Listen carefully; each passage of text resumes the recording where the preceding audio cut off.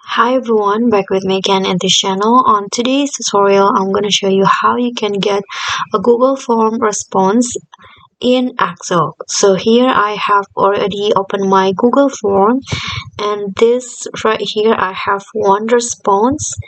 And to view the response, you can just click on a view in sheets, this one.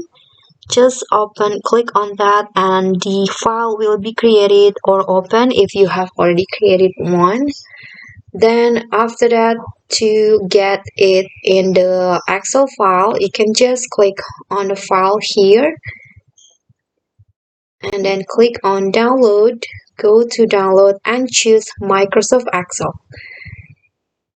And after that, you'll get the Google form responses in the form of an Excel file. You can just open it on Excel, and I think that's it. I hope this tutorial will be helpful. So thank you for watching.